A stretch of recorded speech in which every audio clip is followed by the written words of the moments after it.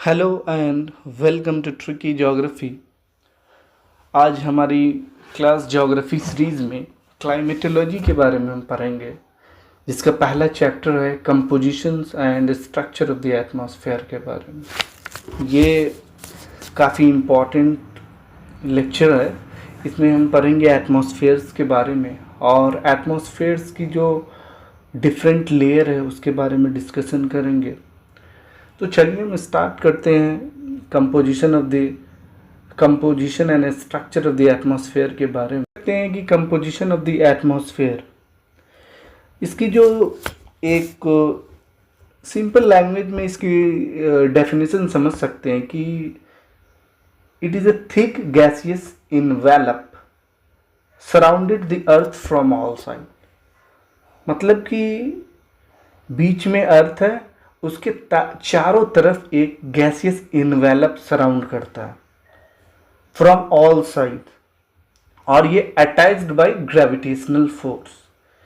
उस जो gaseous envelope है उसको कौन अटैच कर रखा हुआ है? जो हमारे अर्थ की ग्रेविटी। सपोज कर लीजिए कि आप मार्केट जाते हो, वहाँ से इनवेलप लाते हो और इनवेलप में कोई पेपर रखते हो, तो समझ लो कि जो इनवेलप है ये आपका गैसियस थिक गैसियस नेबुला है, कोई चीज़ है, और जो अंदर रखे हुए हैं वो हमारी अर्थ है। तो अर्थ में ग्रेविटेशनल फोर्स है, इसलिए जो गैसियस नेबुला है, जो थिक गैसियस पोर्शन जो है, उसको जो अर्थ की ग्रेविटी है पकड़ के रखे हुए, attached by the gravitational force. और जब हम बात करते हैं, इसमें डिफरेंट काइंड ऑफ गैसेस होती है। जैसे हम जानते हैं ये ऑक्सीजन इसमें 21% है और नाइट्रोजन 78% है इसमें नाइट्रोजन। तो जब हम बात कर रहे हैं कि जो इसकी जो हाइट होती है, जो हमारी एटमॉस्फेयर की जो हाइट होती है 16 से लेकर 29,000 किलोमीटर अब फ्रॉम द सी लेवल से। इसकी जो ये जो हाइट है, ये एक्चुअल हाइट की बात नहीं करता है, ये एक तरह की एस्टिमेटेड हाइट है हमारी एटमॉस्फेयर की। हाँ, और एक चीज़ जो है इसमें जो 97% जो इफेक्टिव एटमॉस्फेयर है ये 29 किलोमीटर के हाइट में। कहने का तो ये 16 से लेकर 29,000 किलोमीटर एटमॉस्फेयर है, लेकिन इसकी जो 97% जो इफेक्टिव एटमॉस्फेयर है ये हमारी 29 किलोमीटर में।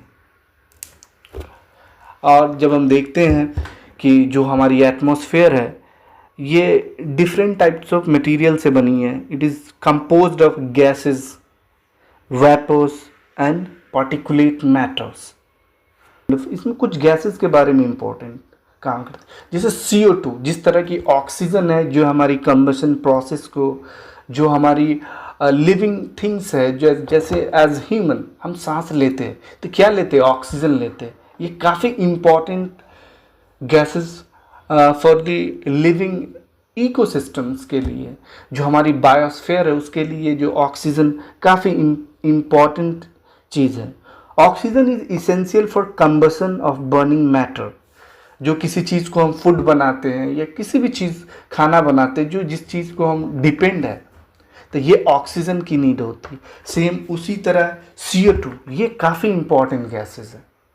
CO2 जो हमारी ग्रीन प्लांट्स है, जैसे हम खाना बनाते हैं ऑक्सीजन के थ्रू, वैसा ही जो है हमारी जो ग्रीन प्लांट है ये खाना बनाती है CO2 की मदद से। CO2 is used by green plants for photosynthesis. CO2 को यूज किया जाता है फोटोसिंथेसिस में, जिससे अपना जो ग्रीन प्लांट है खाना बनाते हैं। तो देख लीजिए कि CO2 भी उतना ही इम्पोर्टेंट है। विदाउट फूड जो प्लांट स्पीसीज है उसकी ग्रोथ नहीं होगी, तो ये काफ़ी इम्पोर्टेंट है। और जो हमारी जो टेम्परेचर की जो सिस्टम्स है, जो हमारी एटमॉस्फेयर में जो एक एडेप्टेबल जो हमारी टेम्परेचर है हमारी एटमॉस्फेयर की, ये ड्यू टू द CO2। क्योंकि ये होता है कि रेडिएट एनर्जी जो हमारी अर्थ से जो हीट जो रिलीज होती है, तो वो उसको कहीं ना कहीं CO2 एब्जॉर्ब करता है और उसको बाद में फिर रेडिएट करता है। It is actually moderator of the atmosphere, ये टेम्परेचर को मॉडरेट करता रहता है। तो ये काफ़ी इम्पोर्टेंट रोल है। दूसरी चीज़ हम बात करते हैं, एक चीज़ जो हमारे एटमॉस्फेयर में ओजोन गैस, ये काफ़ी ही इम्पोर्टेंट, जो हमारी सन से जो ये जो यूवी रेज आती है, जो बहुत तरह की जो डिजीज लेके आती है, इवन स्किन कैंसर हो गया, ये ओजोन गैसेस है। ये हमारी अर्थ को ये फिल्टर करके जो एनर्जी प्रोड्यूस करती है। तो जो हमारा ओजोन गैसेस है, ये एक फिल्टर का काम करता है। तो ये सारी चीज़ें थी हमारी एटमॉस्फेयर के बारे में। अब हम दूसरी चीज़ की बात, वाटर वेपर। वाटर वेपर जो है ये काफ़ी इम्पोर्टेंट रोल प्ले करता है जो हमारे वेदर सिस्टम्स के बारे में, और जो भी प्रिसिपिटेशंस हो गया, क्लाउड्स की फॉर्मेशन हो गया, ये सारी चीज़ वाटर वेपर पे डिपेंड करता है। The vapour content in the atmosphere range between 0 and 5% by the volume. Water vapor is very important constitute for the atmosphere. ये जो वाटर वेपर्स है, जब हम वाटर वेपर की बात करते हैं, ये डिपेंड ऑन द टेम्परेचर, पे ये डिपेंड करता है। अगर टेम्परेचर ज़्यादा है तो वाटर वेपर ज़्यादा होगा। क्यों? जो हमारे अर्थ पे जो वाटर बॉडी है, तो ये सारा जो मॉइस्चर है, ये अगर टेम्परेचर बढ़ेगा, इवेपोरेशन प्रोसेस होगा, तो ये सारी चीज़ टेम्परेचर पे डिपेंड करता है। इसलिए जो ट्रॉपिकल एरिया होता है, वहाँ पे जो वाटर वेपर काफ़ी होता है। जब हम इक्वेटर से जब हम पोल की तरफ जाते हैं, तो वहाँ पे moisture content water vapour content कम हो जाता है। इसलिए कहा जाता है more than 90% of the total atmospheric vapour find up to 5 kilometre of the height. 90% जो वाटर वेपर्स कंटेंट है, ये 5 किलोमीटर हाइट के में पाया जाता है। अब एक चीज़, वाटर वेपर क्या होता है, equators toward the pole decreases करता है। अब जैसे जैसे आप पोल की तरफ जाएंगे, तो वाटर की जो क्वांटिटी है, वाटर वेपर की क्वांटिटी, क्योंकि जब हाइट बढ़ते हैं तो टेम्परेचर डाउन होता है, वहाँ पे इवेपोरेशन होना मुश्किल है। जहाँ पे टेम्परेचर ग्रो करेगा, वहाँ पे इवेपोरेशन प्रोसेस होगा। अब दूसरी चीज़, जो तीसरी चीज़ है पार्टिकुलेट मैटर्स। ये भी एक इम्पॉर्टेंट चीज़ है। एक तरह की जो सॉलिड पार्टिकल्स जो एटमॉस्फेयर में मौजूद होता है, ये हमारा पार्टिकुलेट मैटर होता है। ये कुछ भी हो सकता है, साल्ट पार्टिकल्स होता है, पॉलन हो सकता है, स्मोक हो सकता है, वॉल्केनिक एसिड होता है। ये सारी हमारी एक पार्टिकुलेट मैटर है। ये सारी जो पार्टिकुलेट मैटर है, help in the scattering of solar radiations. जब सोलर की जो एनर्जी आती है इस पार्टिकल्स पे पड़ता है, तो ये रेडिएट करता है। इसी स्कैटरिंग की वजह से जो हमारा स्काई जो है ब्लू अपीयर्स दिखता है।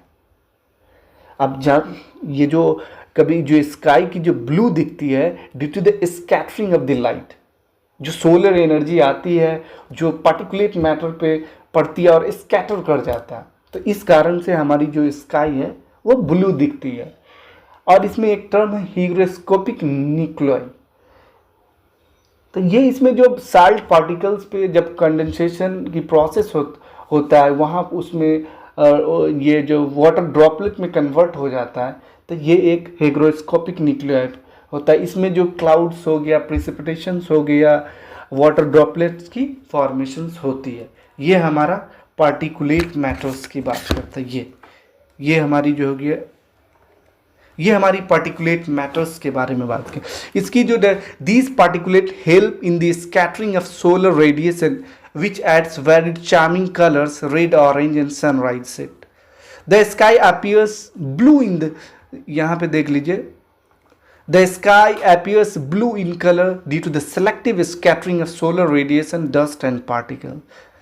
अब दूसरी चीज़ हम देख सकते हैं यहाँ पे, एक चीज़ जो है हमारी, इसमें जैसे कि मैंने बताया कि salt particles become hygroscopic nuclei, ये देख लीजिए, salt particles become hygroscopic nuclei and help in the formation of water drops and cloud. अब जानते हैं जो पार्टिकल्स है, जो साल्ट पार्टिकल्स है, वहाँ पे एक जो कोई भी पार्टिकल्स है वहाँ पे एक कंडेंसेशन प्रोसेस हो गया और उस पर वाटर ड्रॉप जमा हो गया। तो इस वाटर ड्रॉप के जमा होने से क्या वाटर ड्रॉप बनेगा, क्लाउड्स की फॉर्मेशन हो गया, फिर बाद में प्रिसिपिटेशन होगा। तो ये ओवरऑल इनका ये था।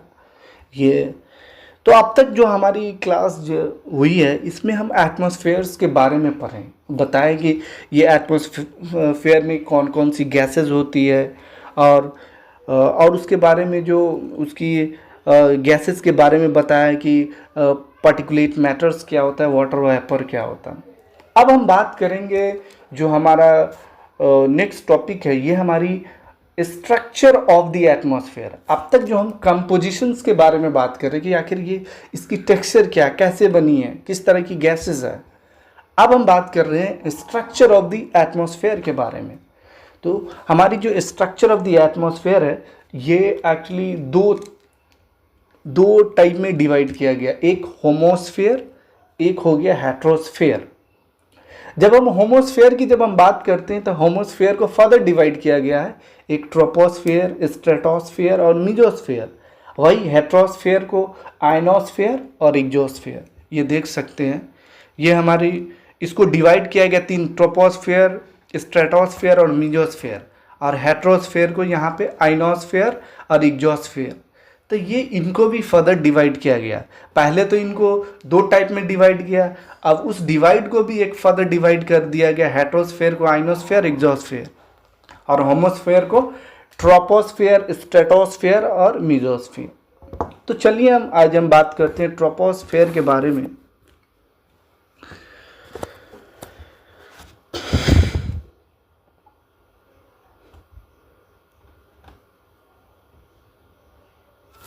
ये हमारी ट्रोपोस्फेयर है, lower most layer of the earth कह सकते हैं। ट्रोपोस्फेयर जो हमारा है, the lower layer of the atmosphere, ये सबसे निचला भाग हमारे एटमॉस्फेयर का।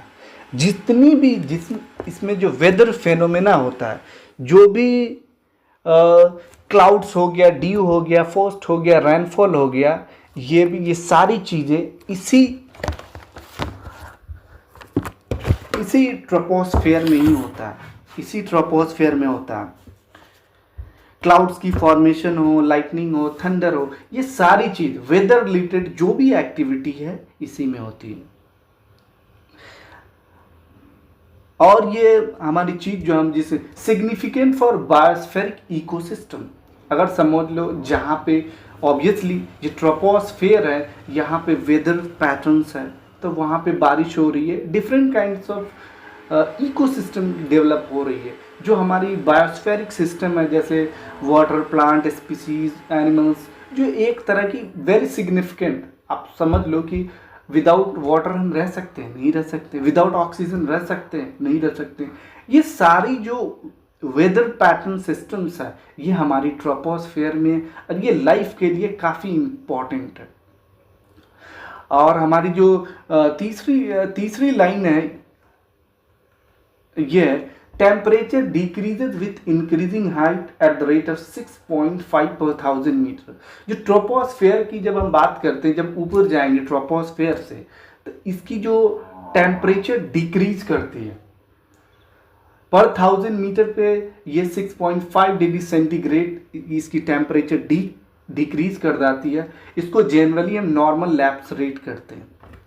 जब हम ट्रोपोस्फेयर से ऊपर की हाइट की तरफ जाएंगे तो इसकी टेम्परेचर डिक्रीज करेगी और इसे हम नॉर्मल लैप्स रेट कहते हैं। और जब हम इसकी हाइट की जब हम बात करते हैं, ट्रोपोस्फेयर की हाइट क्या होती है, the average height of the troposphere 16 kilometre over the equator and 6 kilometre over the पोल।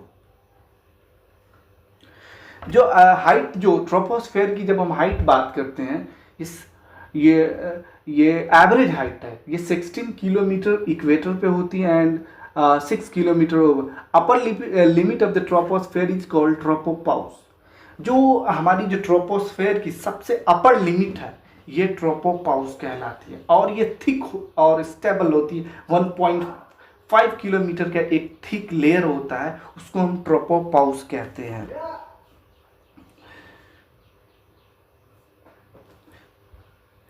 और जब हम बात करते हैं ट्रोपोस्फेयर की, ये ट्रोपोस्फेरिक एक इसमें सीजनल वेरिएशंस होता है, एक डायनेमिक प्रोसेस होता रहता है। ये डिपेंड करता है सीजन के ऊपर। ये हमारी जो रिवोल्यूशन ऑफ द अर्थ के ऊपर होता है कि ये अगर, क्योंकि देखते हो कि इसकी जो मार्च में कुछ और हो जाती है, गर्मी के टाइम में जो हमारी जो ट्रोपोस्फेयर की हाइट बढ़ जाती है, वही ठंडी के टाइम में इसकी जो ट्रोपोस्फेयर की हाइट डिक्रीज कर जाती है। तो इन सेंस की कह सकते हैं कि ये सारी चीज़ है revolution of earth around the sun, ये सारी प्रोसेस इस पर डिपेंड करता है। जैसे हम सीज़न पढ़ते हैं कि 21 मार्च को इक्विनॉक्स के बारे में, यहाँ पे जो सनलाइट डायरेक्ट इक्वेटर पे पड़ता है। फिर हम यही जो हमारी 21 मार्च, जब हम 21 जून को जाते हैं तो यहाँ पे ट्रॉपिक ऑफ कैंसर के पास सन की पोजीशन हो जाती है। तो ये सारी चीज़ जो डिपेंड करता है ये सन की पोजीशंस के ऊपर होती है। गर्मी के टाइम में जो हमारी जो सन की जो पोजीशन होती है नॉर्दर्न हेमिस्फीयर में होती है, ट्रोपोस्फेयर की हाइट बढ़ जाएगी। वही ठंड जो सदर्न साइड में ये इसकी हाइट घट जाएगी। तो ये एक तरह की चीज़ होगी। तो ट्रोपोस्फेयर के जो अपर लिमिट होता है ये ट्रोपोपाउस कहलाता है। 1.5 किलोमीटर थिक होती है। इसमें जितनी भी मेजर वेदर एक्टिविटी इस ट्रोपोस्फेयर में होती है। अब हम बात करते हैं स्ट्रेटोस्फेयर की। ये हमारी जो स्ट्रेटोस्फेयर है, ये ट्रोपोस्फेयर के बाद ये हमारी स्ट्रेटोस्फेयर की बात होती है।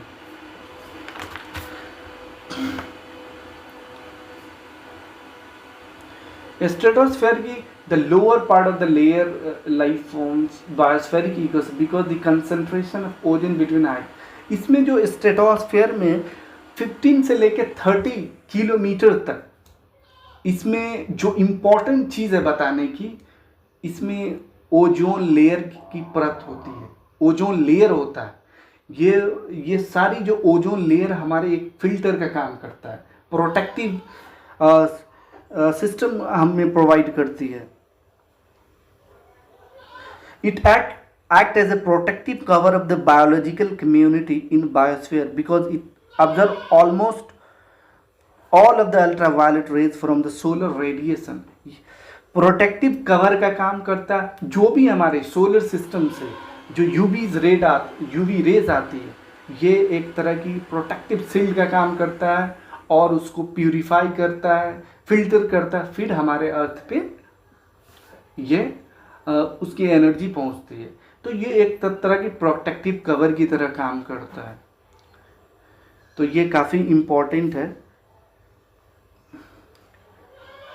जो रिसेंट के ईयर में आप सुन रहे हो कि जो हमारी ओजोन है, जो ओजोन लेयर एक मेजर समस्या बन गया हुआ है। क्यों बन गया हुआ है कि लगातार यहाँ पे डिफॉरेस्टेशन हो रहा है, जो एसीज जो होगी, CFCs गैस हो गई, बहुत सारी जो ग्लोबल वार्मिंग की वजह से जो ओजोन लेयर में एक तरह की होल हो रही है।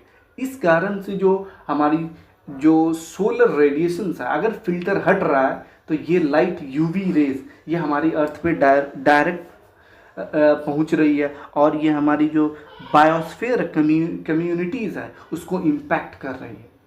तो इतना इम्पोर्टेंट जो अभी स्किन कैंसर्स है, बहुत सारी जो डिजीज हो रही है यूवी रेज के डायरेक्ट कांटेक्ट में आने के कारण। तो ये स्ट्रेटोस्फेयर एक प्रोटेक्टिव शील्ड की तरह काम करता है बायोलॉजिकल कम्युनिटीज़ के लिए। ये काफ़ी इम्पोर्टेंट है। नेक्स्ट चीज़ मीजोस्फेयर की, जब हम एक चीज़ जो बात करते हैं, जो स्ट्रेटोस्फेयर के रिगार्डिंग इसकी टेम्परेचर के डिफरेंट साइंटिस्ट के डिफरेंट ओपिनियन है ना, इसमें थोड़ा कॉन्ट्रडिक्शन है। लेकिन कुछ का मानना है कि जो हमारी जो स्ट्रेटोस्फेयर है, हाइट बढ़ने पे उसकी टेम्परेचर जो इंक्रीज करती है। जैसे ट्रोपोस्फेयर में जब हम बात कर रहे थे कि जब हाइट बढ़ रही थी, टेम्परेचर डिक्रीज कर रहा था, लेकिन नहीं, हाइट बढ़ने पे यहाँ पे टेम्परेचर इंक्रीज करेगा।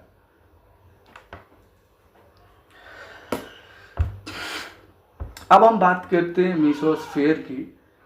स्ट्रेटोस्फेयर की जो अपर लिमिट है उसको स्ट्रेटोपाउस कहते हैं।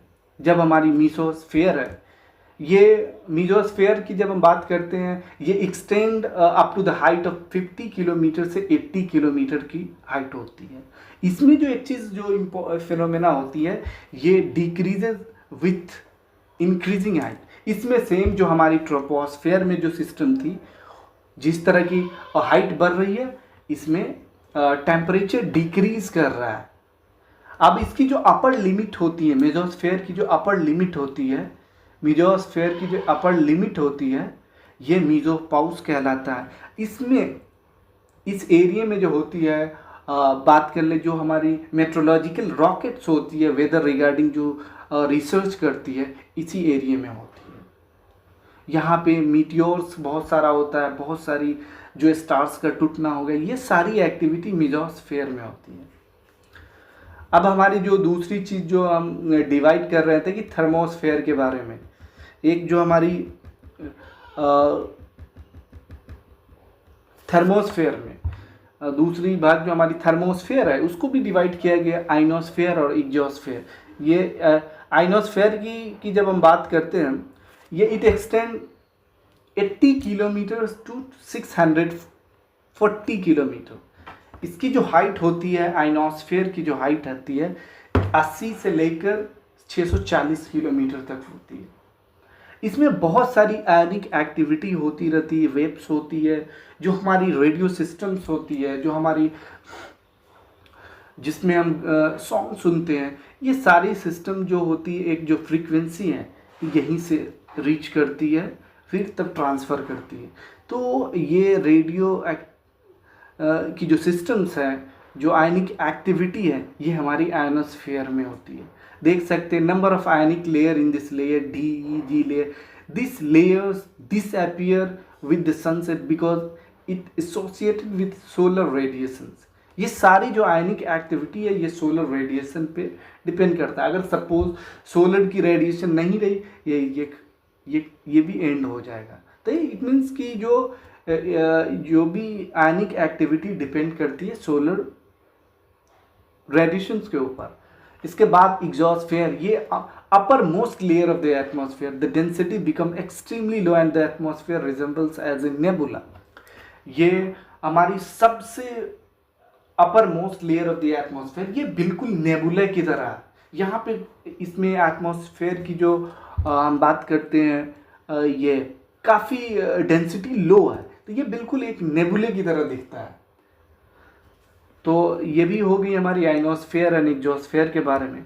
चलिए हम कुछ इमेज की इलस्ट्रेशंस करते हैं। ये हमारे देख लो, पहले नीचे से बताना चाहेंगे।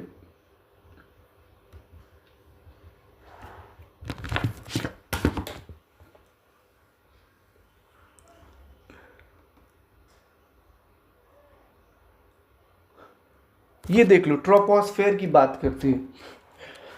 ये 0 से 12 से 18 किलोमीटर तक की बात कर रहे थे।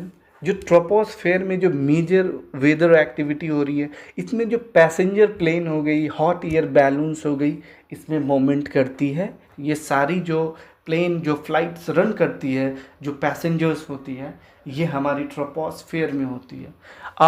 और जब स्ट्रेटोस्फेयर की जब हम बात करें, 11 to 50 किलोमीटर की बात, रेडियो साउंडीज होता है, ये बैलून रन करती है। जब मेसोस्फेयर की बात करते हैं, जो मेट्रोलॉजिकल रॉकेट्स होती है, जो हमारी मौसम विभाग के द्वारा यहीं पे जो इनकी ये होती है। और जो थर्मोस्फेयर हो गया 80 से 90 किलोमीटर, ये बिल्कुल ये है, इसमें कुछ इस तरह की एक्टिविटी नहीं होती, थोड़ा बहुत मतलब ये होती है। और जब हम बात करते हैं एक्सोस्फेयर में, जो हमारी स्पेस शटल है, जो सैटेलाइट है, स्पेसशिप है, ये सारी हमारी एक्सोस्फेयर में चलती है। तो ये सारी चीज़ एक्टिविटी है। ये हमारी कुछ इमेज की बात मैं कर लेता हूँ, कुछ ये बेहतर इलस्ट्रेशंस होगा। ये देख लीजिए, ट्रोपोस्फेयर हाइट बढ़ रही है, टेम्परेचर डिक्रीज कर रहा है। एक एक बात के बाद ये upper limit of the tropopause कहलाता है। ये हमारी देख लीजिए, ये हमारी ट्रोपोस पाउच हो गई। इसके बाद देख सकते हो कि इसकी जो हाइट फिर इंक्रीज कर रही है, स्ट्रेटोस्फेयर हो गया। ये कहीं पे इसकी जो हाइट फिर यहाँ पे ये स्ट्रेटोपाउच हो गया, ये अपर लिमिट हो गया। अब यहाँ पे ये मीजोस्फेयर है, मीजोस्फेयर में फिर टेम्परेचर इंक्रीज कर रहा है, फिर देख लीजिए यहाँ पे ये हो गया। तो ये सारी ये डिक्रीज कर रहा है टेम्परेचर मीजोस्फेयर में। फिर मीजोस्फेयर के बाद थर्मोस्फेयर में ये टेम्परेचर इंक्रीज कर रहा है। तो ये सारी एक तरह की इमेज है। एक ये भी इमेज